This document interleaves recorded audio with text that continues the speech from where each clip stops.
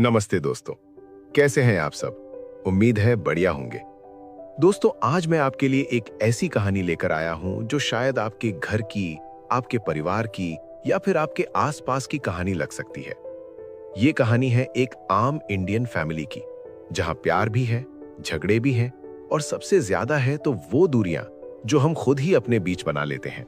और मेरा यकीन मानिए, अगर आपने इस वीडियो को एटलीस्ट 10 मिनट वॉच कर लिया तो आप जरूर इस स्टोरी से रिलेट कर पाएंगे। अगर आप पहली बार मेरे चैनल पर आए हैं तो प्लीज चैनल को सब्सक्राइब कर लें और बेल आइकन दबाना ना भूलें। और हाँ, वीडियो को लाइक करना भी मत भूलिएगा। तो चलिए शुरू करते हैं आज की कहानी, टूटते रिश्ते। दिल्ली के एक मध्यम वर्गीय इलाके में 3 मंजिला मकान के दूसरे फ्लोर पर रहते थे वर्मा परिवार। राजेश वर्मा, उनकी पत्नी सुनीता और उनका 25 साल का बेटा आदित्य। बाहर से देखने पर यह परिवार बिल्कुल नॉर्मल लगता था, लेकिन अंदर की कहानी कुछ और ही थी। सुबह के 7 बज रहे थे। सुनीता किचन में खड़ी चाय बना रही थी। उनकी उम्र 52 साल थी, लेकिन चेहरे पर थकान 60 साल की लगती थी। पिछले 30 साल से वो इसी घर में, इसी रूटीन में फंसी हुई थी। आदित्य, उठ जा बेटा, 10 बज गए, सुनीता ने आवाज लगाई। कमरे से कोई जवाब नहीं आया। आदित्य, सुनाई नहीं दे रहा क्या? इस बार आवाज थोड़ी तेज थी। हाँ मां, उठ रहा हूं, आदित्य ने झुंझलाते हुए कहा। राजेश अपने कमरे में बैठे अखबार पढ़ रहे थे। 55 साल के राजेश एक सरकारी बैंक में मैनेजर थे। रिटायरमेंट में सिर्फ 2 साल बाकी थे। उनका रूटीन बिल्कुल फिक्स था।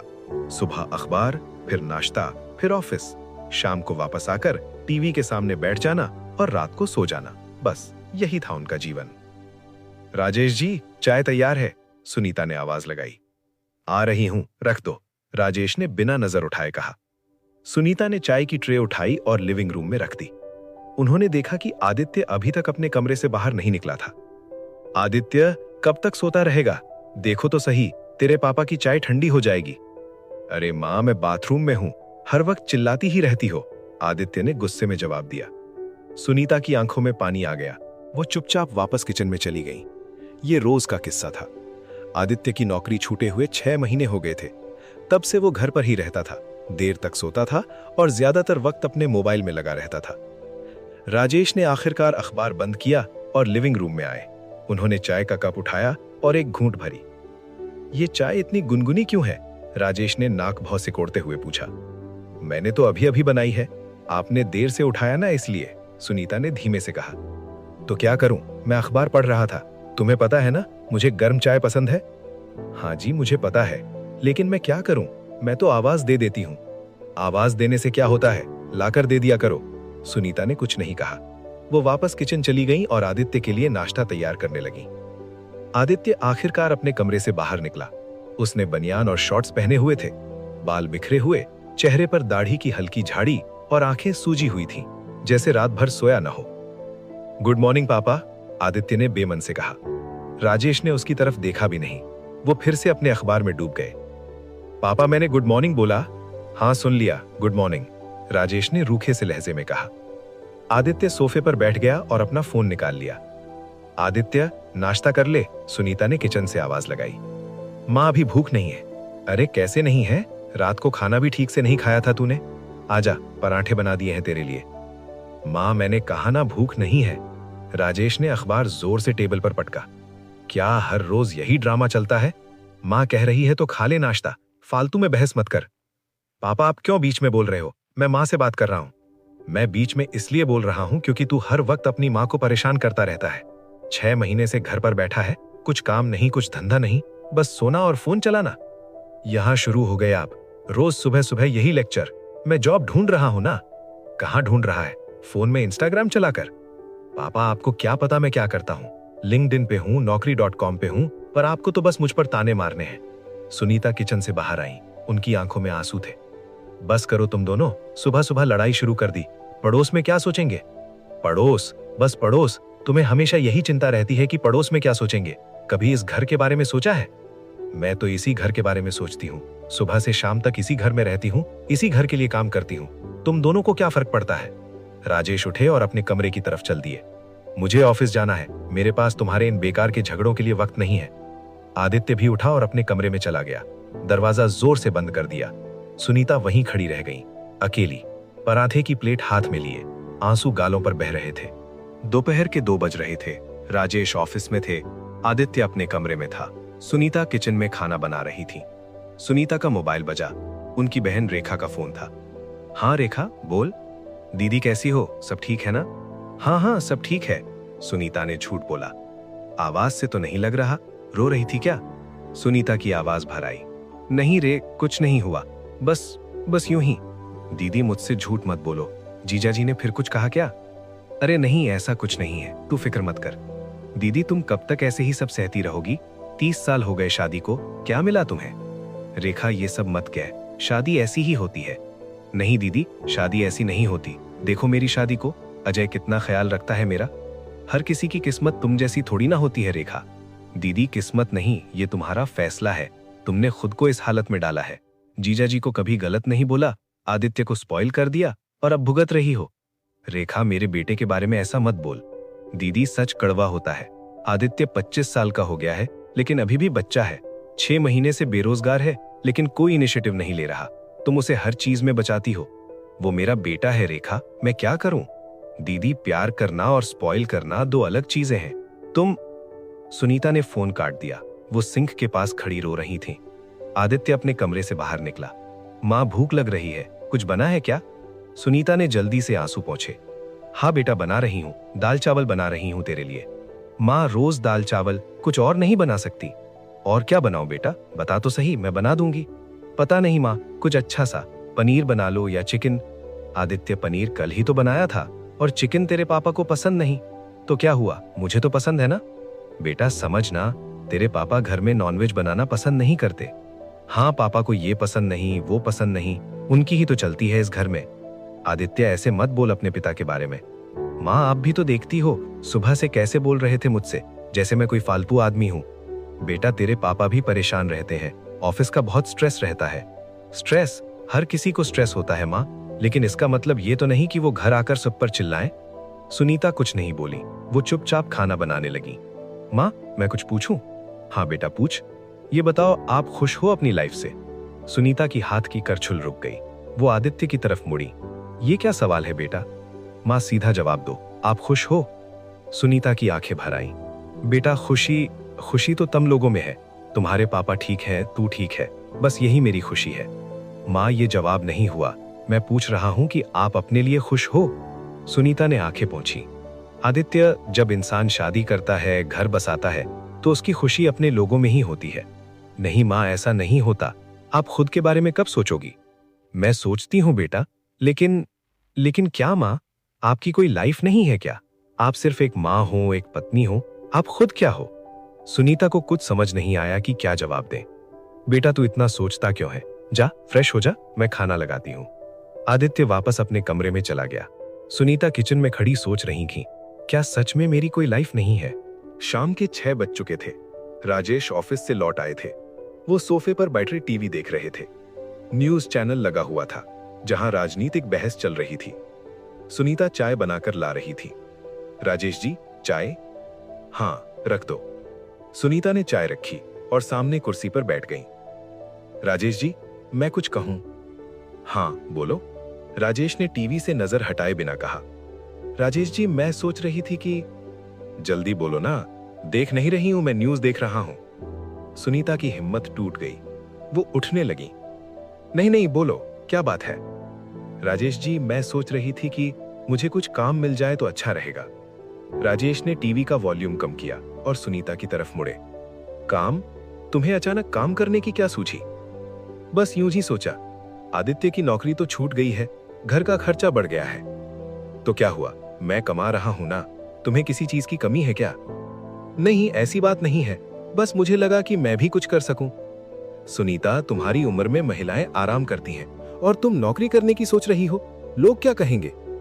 लोग तो बहुत कुछ कहते हैं राजेश जी, लेकिन मुझे लगता है कि मुझे कुछ करना चाहिए। करना क्या है तुम्हें? घर संभालो, ये भी कम है क्या? राजेश जी घर तो मैं संभाल ही रही हूं, लेकिन मुझे लगता है कि मैं कुछ और भी कर सकती हूं। आदित्य अपने कमरे से बाहर आया। पापा माँ ठीक तो कह रही हैं, अगर वो काम करना चाहती हैं तो करने दो ना। तुम बीच में मत बोलो, पहले खुद कुछ काम ढूंढो। यहां फिर शुरू हो गए आप। मैं मां की सपोर्ट कर रहा हूं। सपोर्ट? तू किसको सपोर्ट करेगा जो खुद 6 महीने से बेरोजगार बैठा है? पापा, मैं कोशिश कर रहा हूं, पर आजकल जॉब मिलना इतना आसान नहीं है। आसान नहीं है या तू कोशिश नहीं कर रहा? पूरा दिन फोन में लगे रहते हो। कभी किसी से मिले, किसी ऑफिस गए, कोई इंटरव्यू दिया? पापा, सब कुछ ऑनलाइन हो गया है अब, आपको पता नहीं है क्या? मुझे पता है, लेकिन मुझे यह भी पता है कि तू बस बहाने बना रहा है। बहाने? मैं बहाने बना रहा हूं? आप मेरी जिंदगी को समझते हैं? आपको पता है मैं किस दबाव में हूं? दबाव? तुझे दबाव है? मुझे देख, 30 साल से एक ही ऑफिस में काम कर रहा हूं। रोज सुबह उठना, ऑफिस जाना, सबकी सुनना, यह दबाव नहीं है? तो मैंने कहा किसी से, आपकी मर्जी, लेकिन इसका मतलब यह नहीं कि आप मुझ पर चिल्लाएं। सुनीता बीच में आई। बस करो तुम दोनों, क्यों लड़ रहे हो? मां, आप ही बताओ, पापा क्यों हर वक्त मुझे नीचा दिखाते हैं? मैं तुझे नीचा नहीं दिखा रहा, मैं तुझे जिंदगी की सच्चाई बता रहा हूं। सच्चाई? आपकी सच्चाई यह है कि आप अपनी नाकामी को मुझ पर निकालते हो। राजेश का चेहरा लाल हो गया। क्या बोला तूने? मैं नाकाम हूं? हां, आप 30 साल से एक ही जगह फंसे हुए हो। क्या किया है अपनी जिंदगी में? राजेश ने अपना हाथ ऊपर उठाया। सुनीता दौड़कर बीच में आ गई। राजेश जी, नहीं, प्लीज। राजेश का हाथ रुक गया। वो भारी सांसें ले रहे थे। निकल जा मेरे सामने से, अभी के अभी। आदित्य की आंखों में आंसू आ गए। मुझे निकलने की जरूरत नहीं, मैं खुद जा रहा हूं। वो अपने कमरे में गया और दरवाजा बंद कर लिया। राजेश सोफे पर बैठ गए। उनका सिर दोनों हाथों में था। सुनीता वहीं खड़ी रो रही थी। ये क्या हो गया इस घर को? क्या हो गया हम सबको? राजेश ने कोई जवाब नहीं दिया। रात के 9 बज चुके थे। खाने का वक्त हो गया था, लेकिन किसी को भूख नहीं थी। सुनीता ने खाना बना लिया था। वो डाइनिंग टेबल पर प्लेटें लगा रही थी। राजेश जी, खाना लग गया है। मुझे भूख नहीं है। लेकिन राजेश जी, आपने दोपहर से कुछ नहीं खाया। मैंने कहा ना, मुझे भूख नहीं है। सुनीता चुप हो गई। वो आदित्य के कमरे की तरफ गईं और दरवाजा खटखटाया। आदित्य, बेटा, खाना खा ले। कोई जवाब नहीं आया। आदित्य, प्लीज बेटा, दरवाजा खोल। थोड़ी देर बाद दरवाजा खुला। आदित्य की आंखें लाल थीं। वो रो रहा था। मां, मुझसे क्या गलती हो गई? सुनीता ने उसे गले लगा लिया। कोई गलती नहीं हुई बेटा, बस थोड़ा वक्त चाहिए सबको। मां, पापा मुझसे इतनी नफरत क्यों करते हैं? नहीं बेटा, वो तुझसे प्यार करते हैं, बस उन्हें दिखाना नहीं आता। मां, मैं कोशिश कर रहा हूं, सच में, लेकिन कुछ काम नहीं कर रहा। मुझे पता है बेटा, तू निराश मत हो, सब ठीक हो जाएगा। मां, आप क्यों झेलती हो ये सब? आप क्यों नहीं कुछ बोलती? सुनीता ने आदित्य का चेहरा अपने हाथों में लिया। बेटा, कभी कभी चुप रहना ही बेहतर होता है। बोलने से झगड़ा बढ़ता है। लेकिन मां, इससे तो कुछ सॉल्व नहीं होता। सब कुछ सॉल्व करने की जरूरत नहीं होती बेटा, कुछ चीजें वक्त के साथ ठीक हो जाती हैं। आदित्य ने मां को गले लगाया और रोने लगा। मां, मुझे डर लग रहा है। मुझे लग रहा है कि मैं कभी कुछ नहीं कर पाऊंगा। ऐसा मत सोच बेटा, तू बहुत केपेबल है, बस थोड़ा वक्त लगेगा। मां, बेटा कुछ देर ऐसे ही खड़े रहे। फिर सुनीता ने कहा, चल खाना खा ले, मैंने तेरी पसंद की सब्जी बनाई है। आदित्य बाहर आया। राजेश अभी भी सोफे पर बैठे थे, लेकिन अब टीवी बंद था। वो खिड़की से बाहर देख रहे थे। पापा, आदित्य ने धीमे से कहा। राजेश ने कोई जवाब नहीं दिया। पापा, मुझे माफ कर दीजिए, मुझे वो सब नहीं बोलना चाहिए था। राजेश की आंखों में पानी था, लेकिन वो रुक गया। तू या खाना खा ले। पापा, आप भी चलिए ना, मुझे भूख नहीं है। पापा प्लीज, मां ने सबके लिए बनाया है। राजेश उठे। वो डाइनिंग टेबल पर आए और बैठ गए। आदित्य भी बैठ गया। सुनीता ने सबको खाना परोसा। तीनों चुपचाप खा रहे थे। किसी ने कोई बात नहीं की। खाना खत्म होने के बाद राजेश अपने कमरे में चले गए। आदित्य भी अपने कमरे में चला गया। सुनीता बर्तन धो रही थी। आंसू बहते जा रहे थे। कैसा घर बना दिया मैंने। 3 लोग एक छत के नीचे, फिर भी इतनी दूरी। अगली सुबह फिर वैसी ही थी। सुनीता ने चाय बनाई। राजेश अखबार पढ़ रहे थे। आदित्य सो रहा था।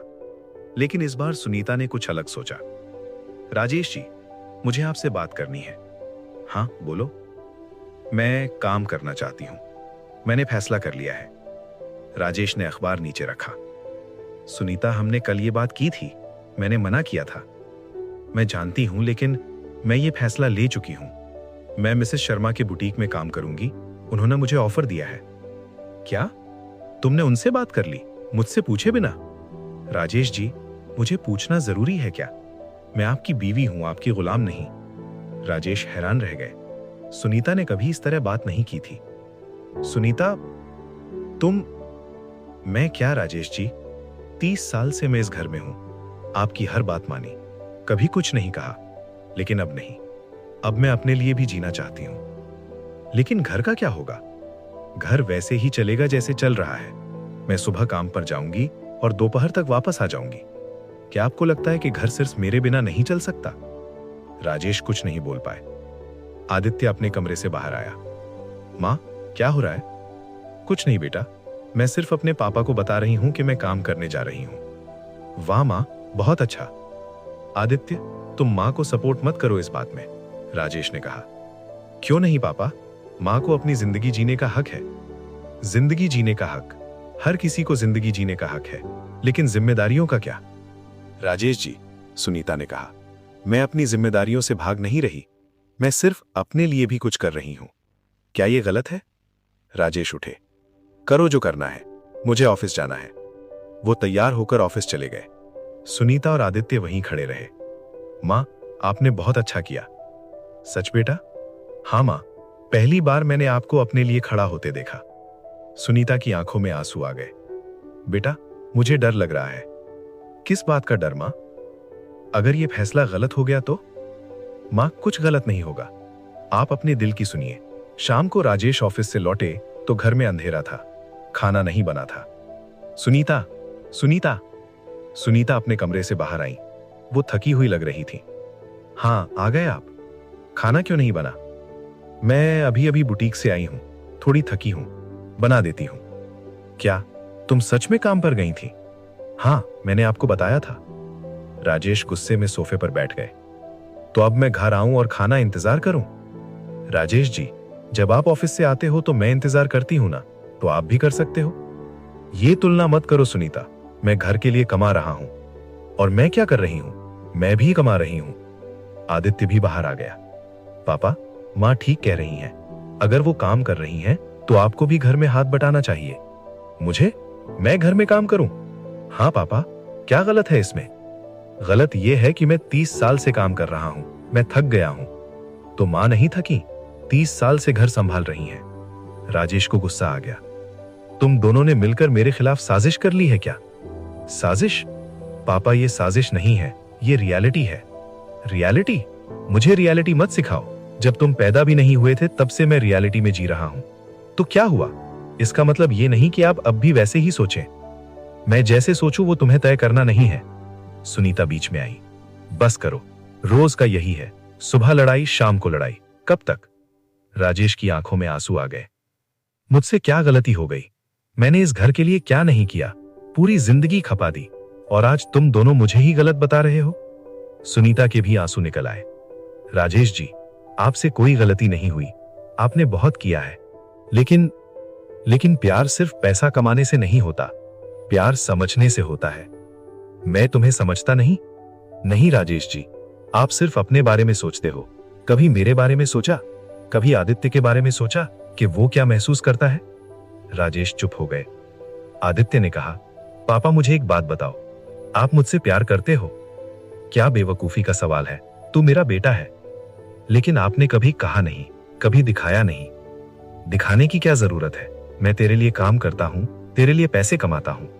पापा, मुझे पैसे नहीं चाहिए, मुझे आपका प्यार चाहिए, आपका समय चाहिए, आपकी समझ चाहिए। राजेश की आवाज भर आई। मैं नहीं जानता कैसे दिखाऊं, मुझे सिखाया नहीं गया। सुनीता पास आई। राजेश जी, अब भी देर नहीं हुई, अब भी सीख सकते हो। राजेश ने अपना चेहरा हाथों में छुपा लिया, वो रो रहे थे। मैं डरता हूं, मुझे नहीं पता कैसे करना है। सुनीता और आदित्य दोनों पास आ गए। तीनों वहीं खड़े रो रहे थे। कुछ दिन ऐसे ही गुजरे। सुनीता रोज बुटीक जाती थी, राजेश ऑफिस जाते थे, आदित्य घर पर रहता था। लेकिन माहौल बदल गया था। अब झगड़े कम हो गए थे, लेकिन बातचीत भी बंद हो गई थी। तीनों एक दूसरे से बचकर रहते थे। एक दिन शाम को राजेश ने सुनीता से कहा, सुनीता, मुझे तुमसे बात करनी है। हाँ, कहिए। मैं सोच रहा हूं कि हम दोनों अलग रहें। सुनीता को झटका लगा। क्या? ये आप क्या कह रहे हैं? मैं सच कह रहा हूं। मुझे लगता है कि हम साथ खुश नहीं हैं। राजेश जी, ये क्या बात हुई? इतने साल बाद?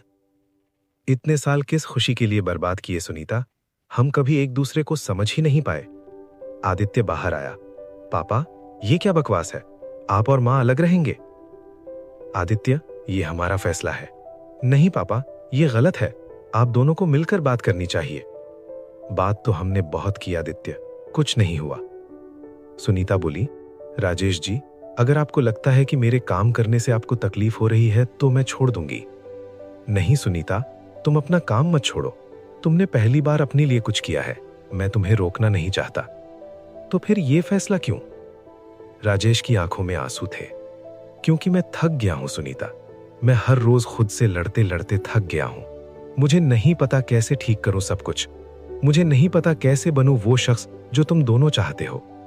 आदित्य पास आया। पापा, हम आपसे बदलने को नहीं कह रहे। हम सिर्फ चाहते हैं कि आप हमें समझें। लेकिन मैं समझ नहीं पाता। मैं कोशिश करता हूं लेकिन कुछ होता नहीं। सुनीता ने राजेश का हाथ पकड़ा।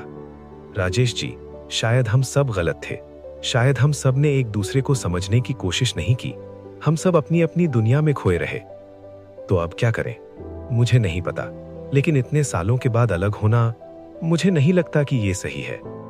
तो गलत क्या है सुनीता? ये जिंदगी गलत नहीं है, जहां हम तीनों एक दूसरे को देखकर भी अनजान बने रहते हैं। आदित्य ने कहा, पापा, मां, मैं कुछ कहना चाहता हूं। दोनों ने आदित्य की तरफ देखा। मुझे लगता है कि हम सब की गलती है। मैं भी जिम्मेदार हूं इस हालत के लिए। मैं हमेशा मां के पीछे छुपता रहा, कभी अपनी जिम्मेदारी नहीं ली। बेटा, ऐसी बात नहीं है, सुनीता ने कहना चाहा। नहीं मां, सच ये है, मैं 25 साल का हो गया लेकिन अभी भी बच्चे की तरह बर्ताव करता हूं। और पापा सही कहते हैं, मैं सच में कोशिश नहीं कर रहा था। आदित्य, राजेश ने कहा, पापा, मुझे भी माफ कर दीजिए। मैंने आपको बहुत बुरा भला कहा। लेकिन मैं आपसे प्यार करता हूं। राजेश की आंखों से आंसू बहने लगे। मैं भी तुझसे प्यार करता हूं बेटा, बहुत प्यार करता हूं। पिता पुत्र ने एक दूसरे को गले लगा लिया। सुनीता भी रो रही थी। उस रात तीनों देर तक बैठकर बात करते रहे। पहली बार तीनों ने एक दूसरे की बात सुनी। राजेश ने बताया कि कैसे वो हमेशा अपने पिता से डरते थे, कैसे उन्होंने कभी प्यार को महसूस नहीं किया, कैसे उन्हें सिखाया गया था कि मर्द को भावनाएं नहीं दिखानी चाहिए। सुनीता ने बताया कि कैसे शादी के बाद उन्होंने अपने सपने दफन कर दिए, कैसे वो कभी फैशन डिजाइनर बनना चाहती थी, कैसे घर और परिवार में वो खुद को खो बैठी। आदित्य ने बताया कि कैसे वो हमेशा पापा को खुश करना चाहता था, कैसे उसे लगता था कि वो कभी काफी अच्छा नहीं था, कैसे नौकरी छूटने के बाद उसने खुद को पूरी तरह हार मान लिया था। तीनों ने रोया, तीनों ने हंसा, तीनों ने माफी मांगी। लेकिन राजेश जी, सुनीता ने कहा, मुझे लगता है कि बातें करने से सब कुछ ठीक नहीं होगा। क्या मतलब? मेरा मतलब है कि हमने सच बोल दिया, हमने अपनी अपनी बात रख दी, लेकिन ये दूरी इतने सालों में बनी है, ये एक रात में नहीं मिट सकती। राजेश ने सिर हिलाया। तुम सही कह रही हो सुनीता, मुझे भी नहीं लगता कि। पापा, मां, आदित्य ने कहा, तो क्या हम कोशिश भी नहीं करेंगे? सुनीता ने आदित्य का हाथ पकड़ा। बेटा, कोशिश तो हम करेंगे, लेकिन रियलिस्टिक भी तो रहना पड़ेगा ना। तो क्या अब हम अलग हो जाएंगे? आदित्य की आवाज कांप रही थी। राजेश बोले, मुझे नहीं पता आदित्य, मुझे सच में नहीं पता। तीनों चुपचाप बैठे रहे। अगले कुछ दिन अजीब से गुजरे। तीनों एक दूसरे से बात तो कर रहे थे, लेकिन पहले जैसी बेझिझकता नहीं थी। हर कोई सोच समझकर बोल रहा था। डर था कि कहीं फिर झगड़ा ना हो जाए। एक शाम सुनीता ने कहा, मैं सोच रही थी कि हम सब कहीं बाहर चले डिनर करने। राजेश और आदित्य ने एक दूसरे की तरफ देखा। ठीक है, राजेश ने कहा। तीनों एक अच्छे से रेस्टोरेंट में गए, खाना ऑर्डर किया, बातचीत शुरू हुई। आदित्य, तुमने कोई इंटरव्यू दिया आजकल? राजेश ने पूछा। हाँ पापा, 2 इंटरव्यू हैं इस हफ्ते। अच्छा है, best of luck. Thank you पापा। फिर चुप्पी। सुनीता ने कहा, राजेश जी, आपके ऑफिस में कैसा चल रहा है? ठीक है, वैसे ही। फिर चुप्पी। आदित्य ने कहा, मां, बुटीक में कैसा लग रहा है? अच्छा लग रहा है बेटा। मिसेस शर्मा बहुत अच्छी हैं। फिर चुप्पी। राजेश ने अचानक कहा, ये क्या हो रहा है? हम यहां बैठकर बातें बनाने की कोशिश कर रहे हैं। सुनीता ने कहा, तो क्या करें राजेश जी, कैसे बात करें? मुझे नहीं पता, लेकिन ये फोर्स्ड कॉन्वर्सेशन तो नहीं चल सकती। आदित्य बोला, तो नेचुरल कैसे बने हम? इतने साल गुजार दिए एक दूसरे के साथ, लेकिन आज लग रहा है जैसे अजनबी हैं। तीनों फिर चुप हो गए। खाना आया, तीनों ने चुपचाप खाया। वापस घर पहुंचे तो राजेश ने कहा, सुनीता, आदित्य, मुझे कुछ कहना है। दोनों रुक गए। मैंने एक थेरेपिस्ट से अपॉइंटमेंट लिया है। मुझे लगता है कि मुझे मदद चाहिए। सुनीता की आंखें फैल गईं। राजेश जी, ये मुझे पता है लोग क्या कहेंगे, लेकिन मुझे फर्क नहीं पड़ता। मैं ठीक होना चाहता हूं। आदित्य ने कहा, पापा, मैं भी आपके साथ आऊंगा। राजेश ने मुस्कुराते हुए कहा, चल साथ चलते हैं। सुनीता बोली, तो मैं भी चलूं? राजेश ने सुनीता का हाथ पकड़ा। हम तीनों साथ चलेंगे। थेरेपी के कुछ सेशन के बाद चीजें थोड़ी बेहतर हुईं। तीनों अब खुलकर बात करने लगे थे, लेकिन पुरानी आदतें आसानी से नहीं जाती। एक दिन आदित्य के इंटरव्यू का रिजल्ट आया। उसे नौकरी नहीं मिली। वो घर आया, उदास था। मां, मुझे नहीं मिली नौकरी। सुनीता ने उसे गले लगाया। कोई बात नहीं बेटा, और भी मौके आएंगे। शाम को राजेश घर आए। आदित्य, क्या हुआ? इंटरव्यू का रिजल्ट आया? हां पापा, नहीं मिली। राजेश की पहली रिएक्शन गुस्सा करने की हुई, लेकिन उन्होंने खुद को रोका। ठीक है, नेक्स्ट टाइम बेटर करेगा। लेकिन आदित्य को लगा कि पापा निराश है। पापा, आप निराश है ना? नहीं बेटा, बस मुझे लगा कि ये बार हो जाएगा। पापा, मैं भी यही सोच रहा था। लेकिन क्या आदित्य, तूने अच्छे से तैयारी की थी? और वहीं से फिर शुरू हो गया। पापा, मैंने पूरी कोशिश की थी। कोशिश, हर बार यही जवाब। तो मैं क्या करूं? मैं रिजल्ट तो कंट्रोल नहीं कर सकता, लेकिन तू प्रेपरेशन तो कंट्रोल कर सकता है ना? सुनीता बीच में आई। राजेश जी, प्लीज, हमने थेरेपी में क्या सीखा? राजेश रुक गए। उन्होंने गहरी सांस ली। सॉरी, मैं फिर पुरानी आदत में आ गया। आदित्य भी शांत हुआ। नहीं पापा, आप सही कह रहे हैं, मुझे और मेहनत करनी चाहिए थी। नहीं बेटा, तूने अपनी तरफ से पूरी कोशिश की, बाकी किस्मत पर निर्भर करता है। दोनों ने एक दूसरे को देखा, फिर हल्की सी मुस्कान आई। लेकिन ये आखिरी झगड़ा था जो पार्शियली रिजॉल्व हुआ, पूरी तरह से नहीं, क्योंकि उस रात राजेश और सुनीता के बीच फिर बहस हुई। सुनीता, तुम आदित्य को बहुत सपोर्ट करती हो, तो क्या गलत है इसमें? गलत यह है कि तुम उसे रियलिटी से दूर रखती हो। मैं रियलिटी से दूर नहीं रख रही, मैं सिर्फ उसका साथ दे रही हूं। साथ देना और ओवर प्रोटेक्ट करना अलग है। तो क्या मैं उसे अकेला छोड़ दूं, जैसे आप करते हैं? राजेश को गुस्सा आ गया। मैं उसे अकेला नहीं छोड़ता, मैं उसे सिखा रहा हूं कि जिंदगी कठोर है। कठोर? हां, आप बहुत अच्छे से सिखाते हैं। इतना कठोर बना दिया कि अब वो डर गया है फेल होने से। तो क्या मैं उसे झूठी उम्मीदें दूं? नहीं, लेकिन थोड़ी पॉजिटिविटी तो दे सकते हैं। दोनों ने महसूस किया कि फिर से वही हो रहा है। थेरेपी के बावजूद बदलना इतना आसान नहीं था। सुनीता रोने लगी। मुझे नहीं लगता कि हम बदल पाएंगे राजेश जी। राजेश भी हार महसूस कर रहे थे। शायद तुम सही कह रही हो। अगले कुछ हफ्ते ऐसे ही गुजरे। तीनों कोशिश कर रहे थे, लेकिन पुरानी आदतें बार बार वापस आ जाती थीं। आदित्य को आखिरकार एक नौकरी मिल गई। छोटी सी, लेकिन शुरुआत थी। सुनीता अपने बुटीक में खुश थी। राजेश अपने थेरेपिस्ट से मिलते रहे, लेकिन घर में वो पुरानी गर्माहट नहीं आई, वो क्लोजनेस नहीं आई। एक दिन सुनीता ने राजेश से कहा, राजेश जी, मैं सोच रही हूं कि मैं अपनी बहन के पास कुछ दिन रहने चली जाऊं। राजेश ने सिर हिलाया। ठीक है, जाओ, थोड़ा ब्रेक अच्छा रहेगा। आदित्य ने सुना तो वो परेशान हो गया। मां, आप जा रही हैं? हां बेटा, बस कुछ दिनों के लिए। लेकिन मां, आदित्य, मुझे थोड़ा वक्त चाहिए खुद के बारे में सोचने के लिए। आदित्य समझ गया। सुनीता चली गई। घर में सिर्फ राजेश और आदित्य रह गए। पहले कुछ दिन अजीब लगे, लेकिन फिर दोनों ने एक रूटीन बना लिया। राजेश ने खाना बनाना सीखना शुरू किया, आदित्य घर साफ करने में मदद करने लगा। एक शाम दोनों साथ बैठकर खाना खा रहे थे। पापा, माँ कब वापस आएंगी? पता नहीं बेटा, जब उनका मन होगा। आपको नहीं लगता कि हमें उन्हें बुलाना चाहिए? नहीं, उन्हें अपना वक्त चाहिए। पापा, क्या माँ वापस आएंगी? राजेश ने गहरी सांस ली। मुझे नहीं पता आदित्य, ऑनेस्ट बात यह है कि मुझे नहीं पता। पापा, मुझे डर लग रहा है। राजेश ने आदित्य का हाथ पकड़ा। मुझे भी, लेकिन कभी कभी डर के साथ जीना पड़ता है। 2 महीने गुजर गए। सुनीता वापस नहीं आई। वो फोन पर बात करती थी, आदित्य से, राजेश से, लेकिन वापस आने की बात नहीं करती थी।